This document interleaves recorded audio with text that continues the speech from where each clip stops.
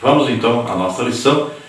Nós vamos ver aí primeiro a leitura bíblica em classe. Então, a nossa leitura está em a primeira epístola de Paulo aos Tessalonicenses, capítulo 4, versículos 13 a 18.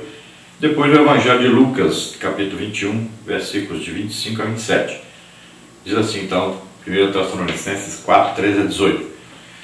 Não quero, porém, irmãos, que sejais ignorantes acerca dos que já dormem, para que não vos entristeçais como os demais que não têm esperança. Porque, se cremos que Jesus morreu e ressuscitou, assim também aos que em Jesus dormem, Jesus os tornará a trazer com ele. Dizemos-vos, pois, isto pela palavra do Senhor, que nós, os que ficarmos vivos para a vinda do Senhor, não precederemos os que dormem. Porque o mesmo Senhor descerá do céu com alarido e com voz de arcanjo e com a trombeta de Deus, e os que morreram em Cristo ressuscitarão primeiro. Depois nós, os que ficarmos vivos, seremos arrebatados juntamente com eles nas nuvens, a encontrar o Senhor nos ares, e assim estaremos sempre com o Senhor. Portanto, consolai-vos uns aos outros com estas palavras. Agora Lucas 21, de 25 a 27. E haverá sinais no sol e na lua e nas estrelas, e na terra angústias das nações em perplexidade pelo bramido do mar e das ondas. Homens desmaiando de terror na expectação das coisas que sobrevirão ao mundo, porquanto os poderes do céu serão abalados. E então verão vir o Filho do Homem numa nuvem, com poder e grande glória. Então, na primeira leitura que fizemos, 1 Tessalonicenses, fala do arrebatamento da igreja. Então, da primeira fase da segunda vinda. E lá em Lucas, nós vemos aí, já fala o quê? Da vinda em glória no final da grande tribulação, que é a segunda fase dessa segunda vinda. Veja que na primeira fase, Jesus vem sobre as nuvens. E já na segunda fase, todo olho o verá. Então, na primeira fase, ele não desce aqui na terra, ele vem, fica sobre as nuvens. Na segunda fase, ele vai pisar o Monte das Oliveiras. Então, veja bem que são duas coisas distintas. Então, primeira fase, segunda fase. Primeira fase, antes da grande tribulação. Então, vem o arrebatamento da igreja. A segunda fase é no final da grande tribulação. Aí é para iniciar o milênio depois. Então, a lição tem as seguintes partes e seguintes tópicos. Primeira parte, os eventos do porvir.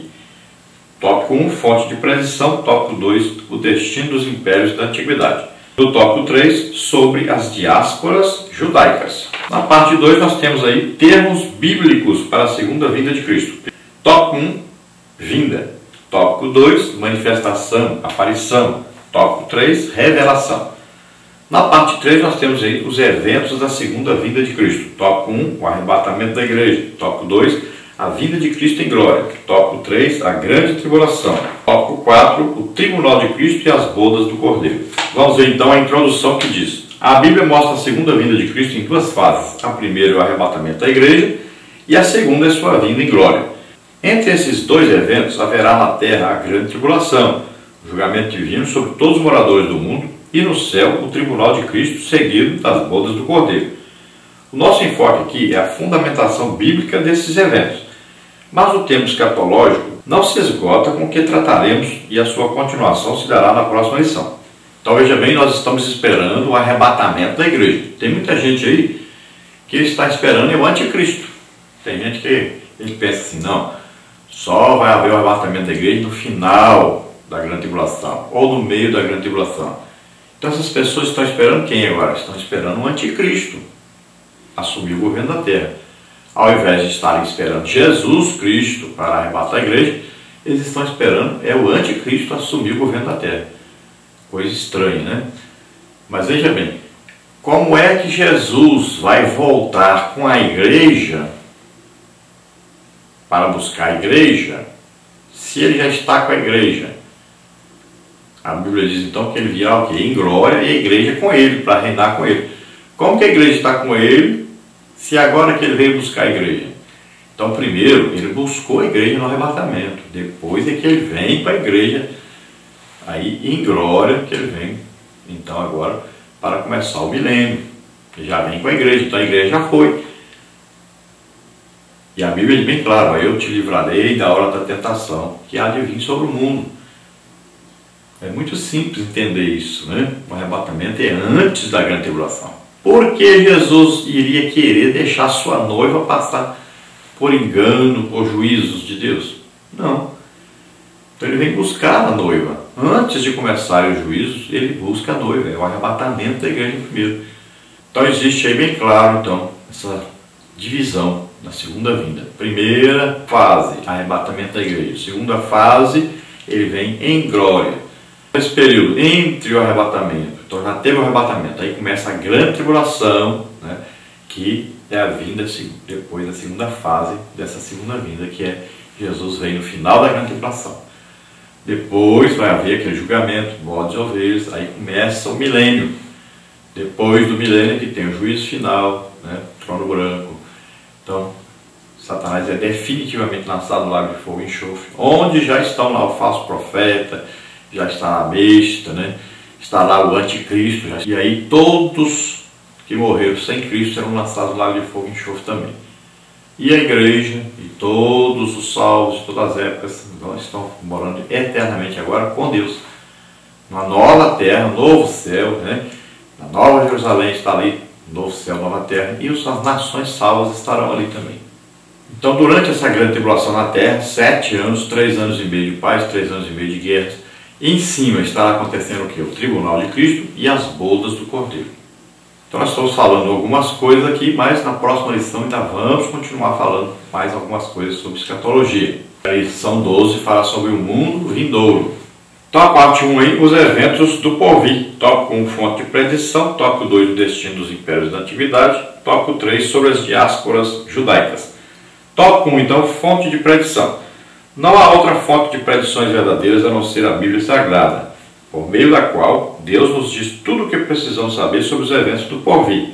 Ela é a única fonte confiável. Esses eventos são uma série de acontecimentos do epílogo da história humana que envolve o arrebatamento da igreja, 1 Tessalonicenses 4, 16 e 17, a vinda de Jesus em glória, como está em Mateus 24, 30, Apocalipse 1, 7, o juízo de Deus sobre a terra no fim dos tempos, Mateus 24, 21, o futuro glorioso de Israel, como está em Isaías 62, 2, 3, e o reino milenar de Cristo, Isaías 9, 7, 11 e 10.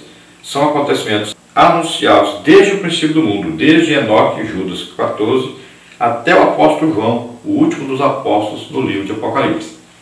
Então a Bíblia é um livro de predições também. Então ele fala muito sobre escatologia, as coisas futuras, coisas que ainda vão acontecer.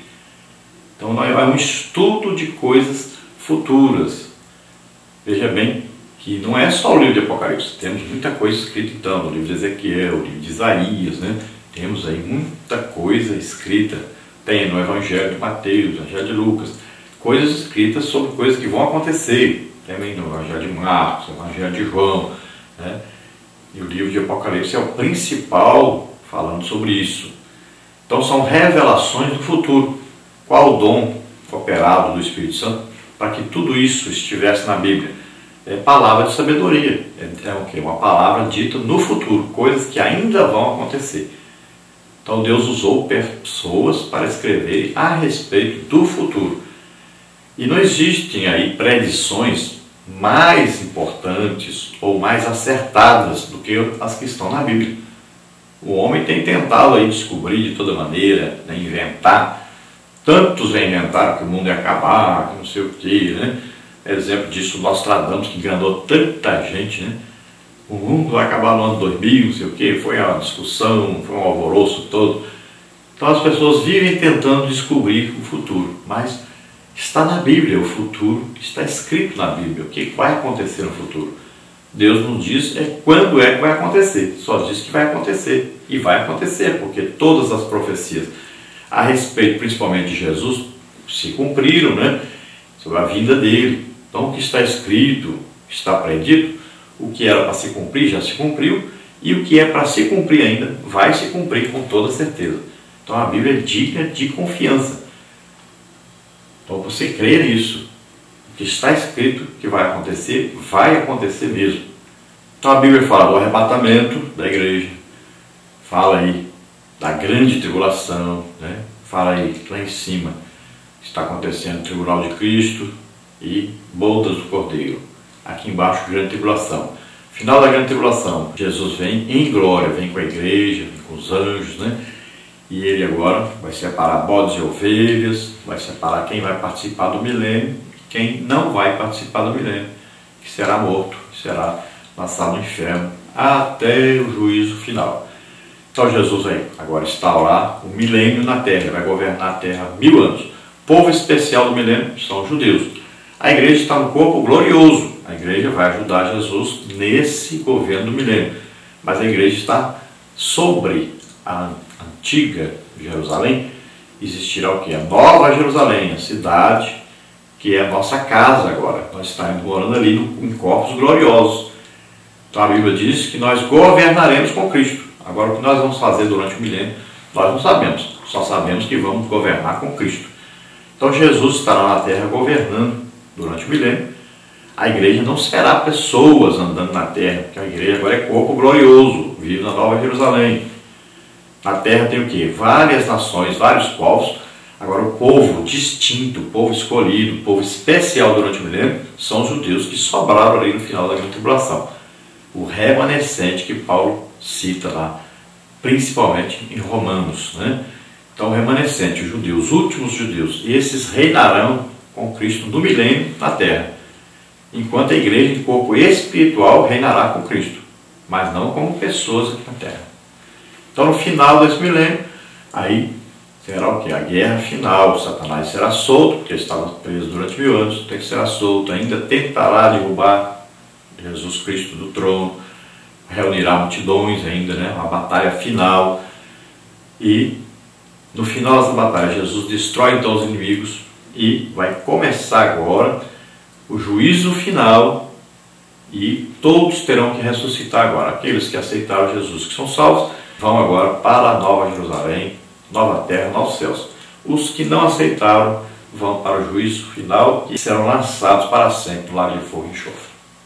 Tópico 2. O destino dos impérios da antiguidade. As profecias sobre os impérios antigos, como a queda da Babilônia para nunca mais se erguer no cenário mundial, Isaías 13, 19 e 20, e a ascensão e queda dos impérios medo, persa, grego e romano, dos capítulos 7 e 8 de Daniel, entre outros profetas, se cumpriram, e a própria história confirma esses fatos.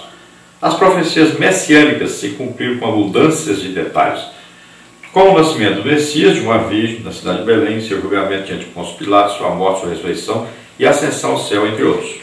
Então, para nós termos mais confiança nessas profecias que estão escritas na Bíblia, então devemos lembrar que tudo que estava predito sobre as nações, sobre os impérios, né, tudo aquilo se cumpriu.